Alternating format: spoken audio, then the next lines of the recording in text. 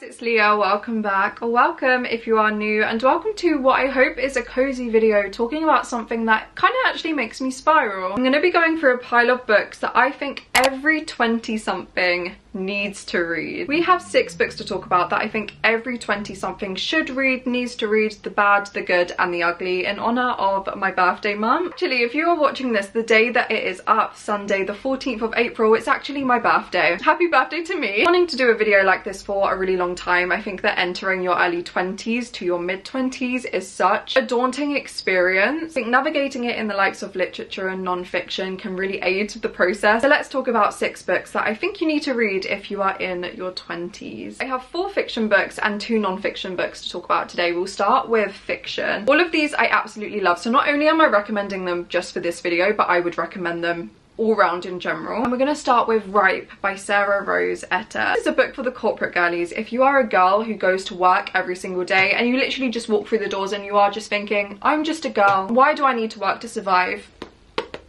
Read this. Ripe follows a protagonist named Cassie, who I think is in New York, and she is working and she's living her life and very much narrating her life to the point of her most mundane things, her commute to work, literally like a cockroach on the tube on her way to work. She narrates it all. Experiencing a book in her mindset and her narrative was so eye-opening to me, so informative, and equally so relatable as a girl in my 20s. The way that she views the world and consumerism and capitalism and sexism was so awakening and so informative and so innovative. Equally, the way that this talks about mental health and how mental health plays a part in all of those things, especially as a woman and the societal pressures that we have as women. When we are growing up, whether we want to have children, the relationships that we want to pursue, Cassie talks about it all, and it was such an incredible book. As much as the commentary in it left my jaw on the floor, in terms of the ending too, like I actually can't even think about it without wanting to cry. Fully had to stare at a blank wall for about 2 hours straight once finishing it, because I just could not believe the way that it ended, how it ended, why it ended like that. I think that Sarah Rose Etter and her craft and the way that she put this novel together was genius, and it perfectly enabled the story that she was going to tell. This one is such an underrated novel and such an underrated gem. I think that if you are looking to go into it, definitely check content warnings. It's very heavy at times, especially in terms of its mental health. Despite how dark it is and achingly raw it is, it was so beautiful and so astonishing and so eloquent. Highly recommend this one, especially if you are looking for that capitalism, consumerism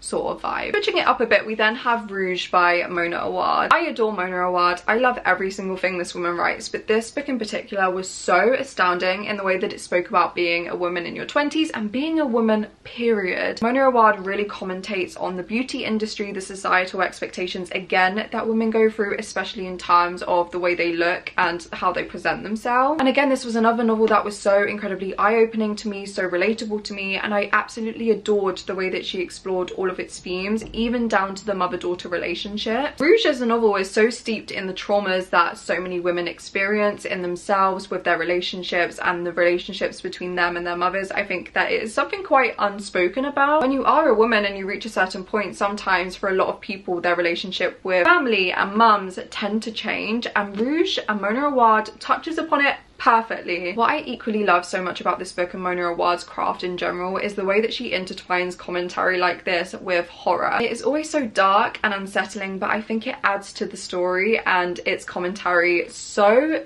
much. This book is a lot about mortality and longing and yearning for yourself and for others and for the way you look and for the way that you feel inside, and another one that I think about all of the time. I would equally recommend all of Mona Awad's novels for this, definitely All's Well too, but Rouge, all in all, I think is her novel that most paints the perfect picture of what it is like to be a woman in your 20s. I adored it. I adored Mona Awad. It's quite a new release, only came out last year, would highly recommend it. For the last 2 fiction books, we do have a little bit of a difference. These 2 can be seen as dystopian / incredibly speculative. I have spoken about these 2 books on all of my platforms more than probably I've spoken about any other book in my entire life, especially I Who Have Never Known Men by Jacqueline Hartman. This book is a novel that changed my life and changed my perception on literature literature and womanhood, and also just in general like what I like in fiction and what I like in literature now. It follows 40 women trapped underground in a bunker. Nobody knows how they got there or why they are there, and it is just about survival and womanhood and community. It is a story about girlhood and very much what defines us as women in and out of our own like sort of expectations and stereotypes to one another. What happens when the rest of the world is so stripped back and you are all that exists? Like, what defines you then, and what defines you as a woman then? The way that Jacqueline Hartman wrote this story and the way that it is so speculative, I don't think that this is a book that everybody would like. I think if you like speculative novels,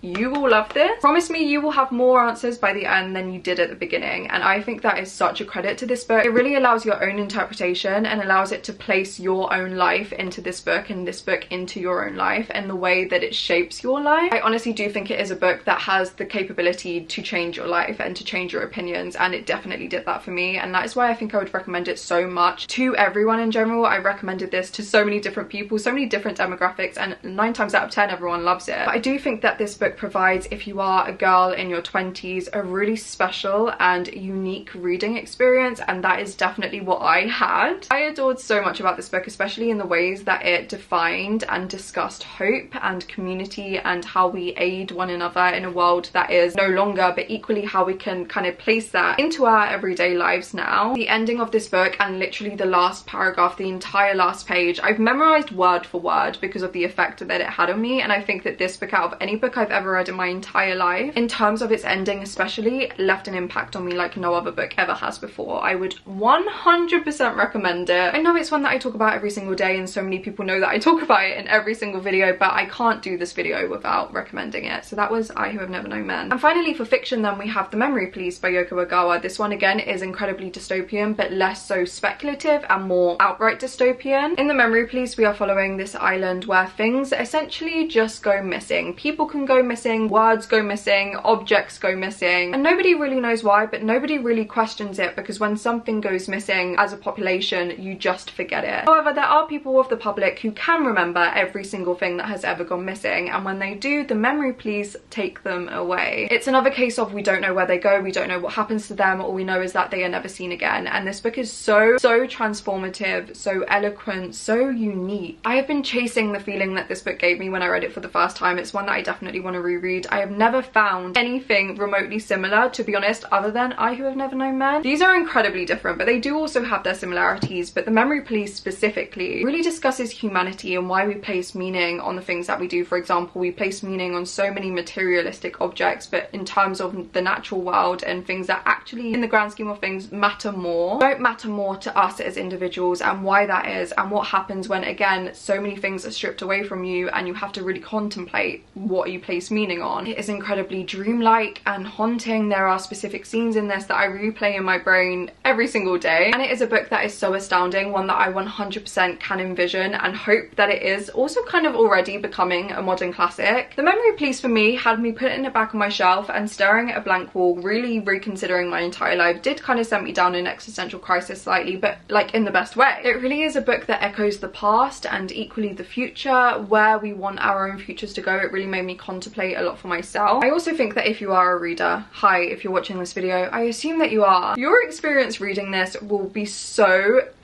just be prepared to cry. Like the way it talks about writing and literature and the way that words change our lives and really navigate our lives, especially in terms of early adulthood, and what might happen if all of a sudden that was gone. You will cry at this book. Please read it. It was astounding. Literally think about it every single day. So those were the 4 fiction books that I wanted to talk about. Now we have 2 non-fiction books. I feel like being in your 20s comes hand in hand with a million and one different emotions, like a million and one different emotions. 2 of the biggest ones I think in general, and ones that you really do start to consider, are love and grief. So I have 2 books for those. Start with the one on grief. Obviously grief and love very much go hand in hand, like they are 2 sides of the same coin, but the first one we'll talk about is The Year of Magical Thinking by Joan Didion. I read this on the cusp of me literally just turning 20, I believe, and when I tell you this book changed my life, it really did. It made me really reconsider my feelings surrounding grief and my own experience with of grief, which I think is such a fragile and delicate thing to touch and to kind of shape. The way that Joan Didion explains and discusses her own grief and her own loss in her life really just did that for me and was so transformative. This book ripped my heart out, stood on it,